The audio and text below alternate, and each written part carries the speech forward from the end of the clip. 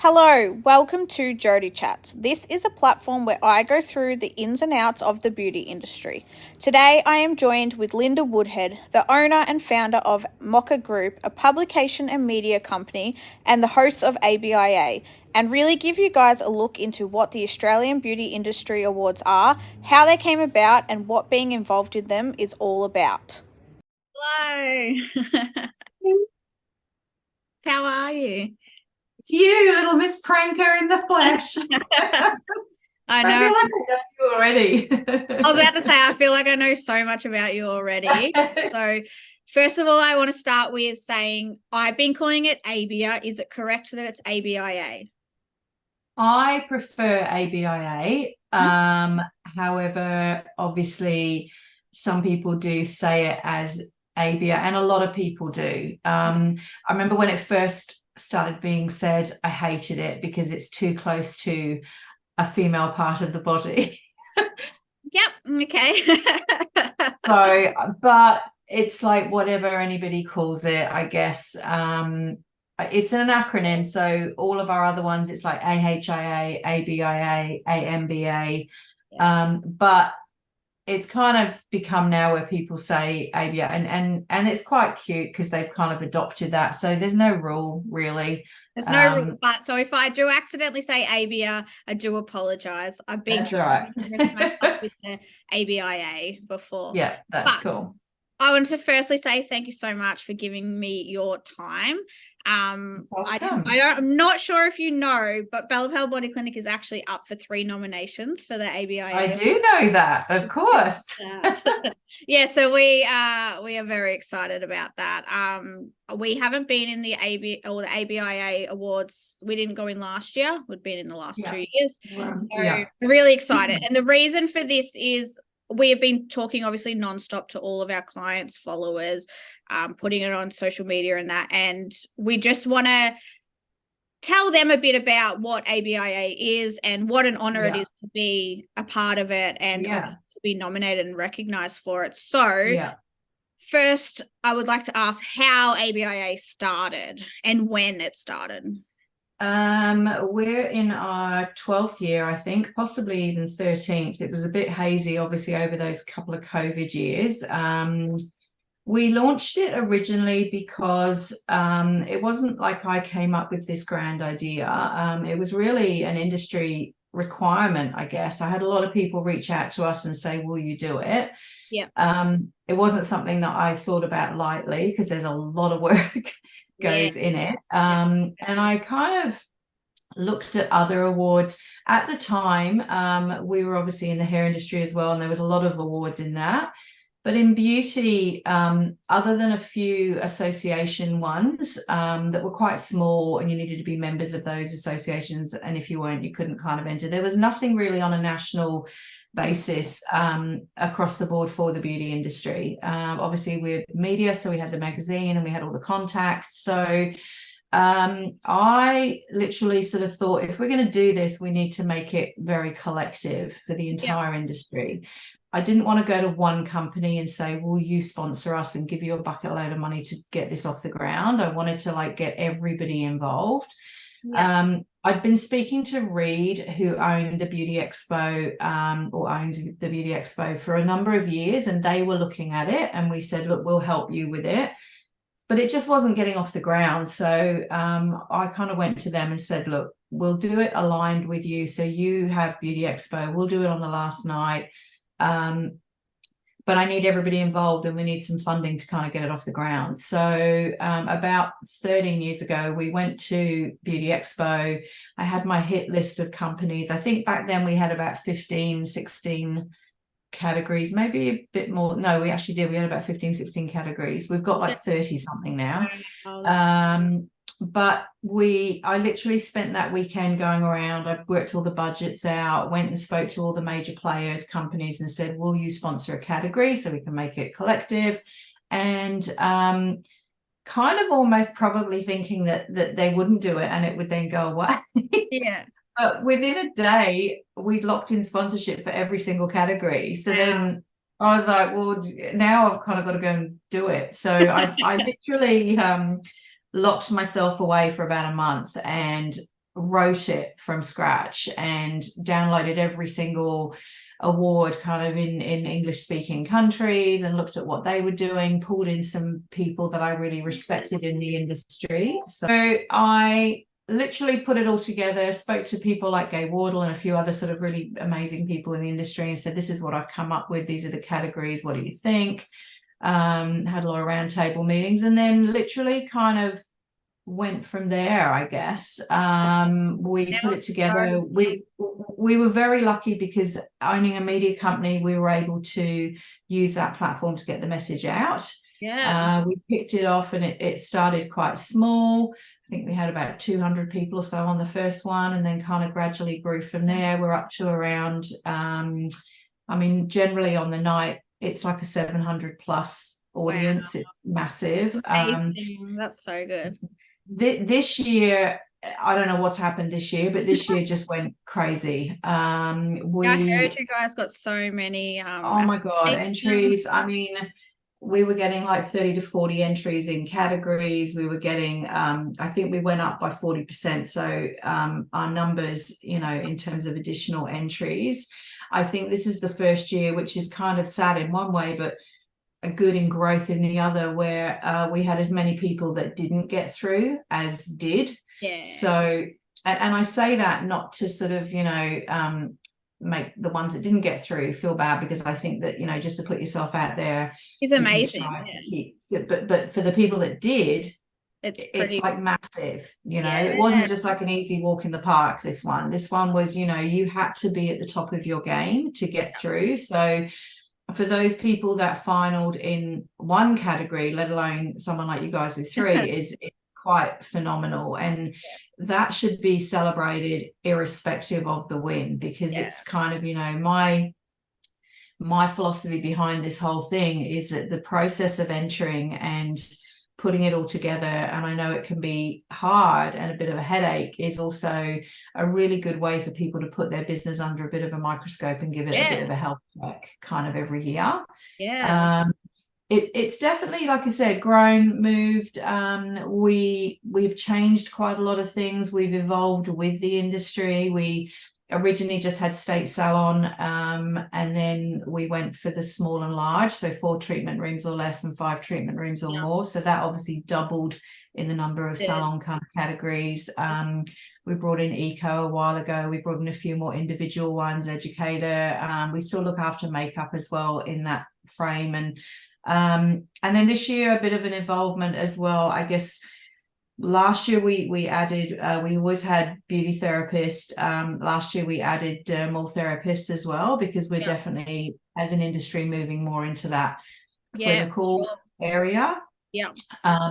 This year we're really excited because we've brought in junior, which we've never done before. So that's really cool. For people that are either still studying or are 12 months out of their qualification, so that we can get young people to kind of come up through. And we also changed the name of some of the major categories. So whereas we'd gone from salon spa, we've actually included now salon spa clinic. And look, when somebody wins a category or is a finalist of category, if they are more of a clinic and they just want to use the accolade of clinic, that's fine. They can use either one or all three. But I think that also represents where we're moving as an industry, to be much more prescriptive and clinical based. And I think that maybe was the change why a lot of salons that used to enter have now kind of come back in, because they want to be seen as more of a clinic than just a beauty salon or spa. Exactly. So, I saw the massive headache watching Carly do her applications, and I tried to help her as much as I could, but like a lot of people put in so much effort for those. It's good as a collaborative thing. It's good that people within the salon can help as well. And I think that like I said, it's definitely evolved, it's definitely grown. It's the only one really of its kind in Australia in this industry. And it's become a known accolade and kind of benchmark of excellence within that. And like I said, I can't stress enough how amazing it is to reach finalists, because of how many we now get that enter. yeah, it's tough competition. We are definitely very proud of ourselves. So yeah, you should be. Absolutely. 100%. yeah, we can't wait for a good night. And it's always a good night. It's always a big night. We've got a few exciting things to announce regarding the night in the next sort of week or so. So that will be fun. No little hints or tips now. Possibly, there will be a way that everyone will be able to carry on partying with an on-site after party. Oh, I like that. We've got a great sponsor that's come on board. We did something similar for our hair ones, so that people don't have to go into the casino or like go to different places. So it'll be it's in a separate area, but it'll be yeah, and lots of fun things to do at the after party as well. I know a lot of us girls here, I mean, none of us girls here besides obviously Carly have been to the ABIA Awards, so we're all so excited to come. We've all been looking for our frocks, as Carly likes to call them. I actually had to ask her what the word frock meant. I was like, what is frock? But anyway, so we've all been looking and we're all so excited to come, so we can't wait. It's usually a very sparkly affair, and it's nice that we all get a chance to sort of dress up and, you know, put on our posh frocks for sure. Exactly. So what made you choose this industry? Like, I know you're in publication. Why beauty, hair, makeup? Look, I've always been in publishing. I'm not a hairdresser or a beauty therapist. I've been in publishing. I did have a stint with a hair company like 100 years ago, and it was just an industry that I'd done a fair bit of work with. And so we started off with the hair industry with a magazine. I knew that would be 6 times a year. Beauty, I guess I knew some people within that industry, and, you know, it's very separated in lots of ways, but it's also quite connected in lots of ways as well. So it was kind of a natural progression, I guess, to launch the magazine. And because we then had the magazine, and then we also included barber in that as well, it's like those are the 3 industries that we look after. So hair, beauty, barber, they've all got their magazines, they've all got their social media platforms, they've all got their awards. We launched, beauty was the first ones that we launched, mainly because there was nothing. We kind of then did a bit of a carbon copy with that for our hair ones, and the hair ones were business ones first. And then we took over the creative hair space about 3 years ago when Hair Expo decided to close those. So we took them over from them, and then we launched our barber ones a couple of years ago as well. So it's kind of, you know, awards, competitions, magazines, you know, the events have probably become a bigger part of the business in a way, because they're massive to put on, because we've got 4 majors obviously that we do a year. There's a lot of behind the scenes. It always kind of runs well, but it's months and months and months of like lead up.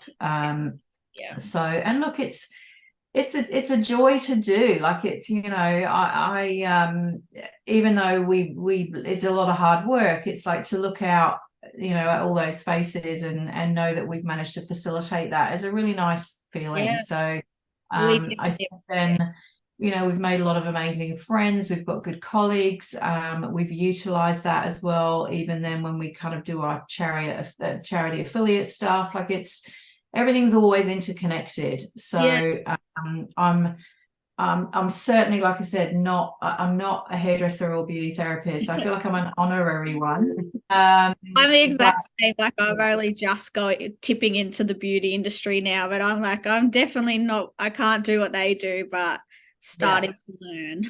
Yeah, absolutely. I think you know, they're all interesting industries. I don't think there's anything like them. I mean, there just isn't. You know, the camaraderie and the connectiveness and the collectiveness of everyone. I see that, you know, every year at the events, and I love that. And I actually don't think, you know, I think it keeps us all young as well. I mean, I think that, you know, if industry that's trend based, which is usually, you know, music, hair, beauty, whatever, tends to kind of keep you on trend as well. So I think it makes you feel and hopefully look younger as well. But it's sort of it's a beautiful one to be in. I just, we party hard, we invest, we I think as well as a collective industry, and COVID certainly showed this, where everybody struggled, especially in hair and beauty, a lot more than others. Certain states obviously as well, way more than others, but I think we all kind of came together in that, and really showed the support of each other. And I don't think you could say that about a lot of other industries, to be honest. So I feel quite blessed and honored to be able to facilitate this and get 700-800 people in a room together all celebrating, and it's fantastic. Yeah, that's amazing. Now this is more for me, and if anyone else is listening, have you got any tips? So obviously I don't have like a marketing background or anything like that. I've just sort of come in and I'm finding my feet with marketing. Have you got any hints or tips that you'd give out for someone that's starting out with like marketing? Look, I mean, probably loads, and I could talk on that for hours, but if I just wanted to home in on a few, I would say, I think a lot of people forget that peer recognition is sometimes just as important as consumer. I think when you're in an industry, and you become almost like a commodity within that industry, if you get peer recognition, which is what the awards can also give you, I think that can open the door to lots of other opportunities within, the industry itself, whether it be through product companies or through education or through whatever. I think PR and marketing is one of those things that where sometimes the simple things are just sort of staring us in the face that we don't always do. Having somebody that can assist in what they're good at, like if you're not good at socials, get somebody else in to do it. I think that, being really consistent, and also I think sometimes a lot of people, because especially in your situation, people don't have a lot of time, so you can do a lot of stuff and just hope that something works, but actually spending a bit of time to look at what does work and what doesn't work, I think that's something that people forget to do. So you continue to do things that maybe don't work, and that's just a complete waste of time. So actually trying to look at quantifying what's worked and what hasn't. I think as well, local community, especially with hair and beauty, a lot of you guys are out there in local community, not necessarily in central cities. So really working on local community in terms of contra with stuff. So whether that's, talking to your local florist and getting them to give you some flowers for the reception desk, and then offering them something that they can give to their clients. So it's going back to that barter exchange kind of thing, that everybody can then help with local community as well. But I think definitely if you're going to put time and effort into marketing, it's making sure that what you're putting in is actually working, and looking at how much that's working. How many clients did that bring us in? Is that worth doing it again? Yeah, I mean, I could go on about that forever. These are so great. These are so great. And just like has broadened so many horizons that, I would not have thought about and stuff. So these are great. I think, I don't need to tell you guys, because you guys do it really well, but teaching, if somebody's going to come on board with you for a 6 or 8 or 12 or 3-month kind of process, then they have to make that commitment as well. And that commitment has to come from what you prescribe in terms of retail, as well as obviously everything else they're doing. And if you happen to then, find another product that's out there that will just make them feel good, or you can package with something else, and make life easy for these really busy people, there's stuff as well that you can then package up in terms of gifts and all those kind of things that I think, to make, as I said, it just so that percentage can work better for you. But I can't stress enough about looking at what works and what doesn't, because I see a lot of people do the thing. And I think, like at first I was struggling with that. I was just throwing things out there and it wasn't working. And then obviously the one prank I did went viral, and we have been talking about this a lot lately. Like, do we keep doing the pranks? Because at first we're like, it's not necessarily bringing any money, but that's what the followers are asking. But we have actually had so many new clients come through, and they're like, we've seen you on TikTok and we are traveling here. because we want to come here because it seems fun and like this is the place where we need to come. And that's kind of become your point of difference. Like it started from nowhere, but then it took off. And then it's like, well, that's now what people are expecting. And they see that. And you do it in a really clever way where it's just kind of like, it's not like, you know, people wouldn't come in feeling unsafe. It's like never with client. It's just between you two generally, with you and Carly. And it's kind of like, that's like a fun, cool place to be. And, you know, it's sort of, I think it is something because it's almost become part of the brand. So it's fun and it's like people wait for it and want to see it. But what it also shows is, without realizing, and you probably don't even realize that you're doing this, it does show people what the salon looks like. It does show the rooms. It does show, do you know what I mean? So even though that's kind of a byproduct, people already see where you are, what it looks like, who's there. You've started to include some of the other girls as well, you know, and it's all done in fun. And I think if somebody wants to go in and be part of that, then that's cool. And I don't know anybody else that's doing that, because beauty has always been a bit more serious, you know. Giving you that point of difference, giving you that little bit of an edge. And I think that, you know, why would you not continue with that? Because it's just, you know, something that's kind of cool. You can probably mix it as well with all the other stuff that you do, which you do, because this is also serious. You know, we can be serious about skin kind of thing.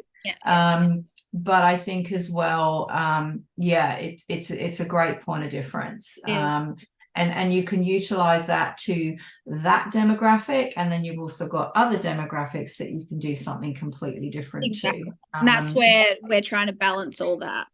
It really is. It's like, at the end of the day, everything's fun, but it's about getting bums on seats. It's about making the business grow. It's about not doing it for your health. It's like, you know, we got to make this successful. So if you do something that doesn't work, then you don't do it. You go on to something else, you know. And so, I think just making sure things are quantifiable, looking at what your return on investment is, and then looking at other ways that you can utilize local media, you know, local communities, local businesses, how everybody can collectively then do well from that without it actually costing you a lot of money. Wow. I want to say thank you so much for joining me today. Well, I appreciate you joining me, and I know I am super excited, so are the other girls, about just meeting so many people. I'll see you all there in your posh frocks. Yes, you will. We'll have a drink together. Cool. Absolutely. Thanks so much, Linda. You're welcome. Thank you. See ya. Bye.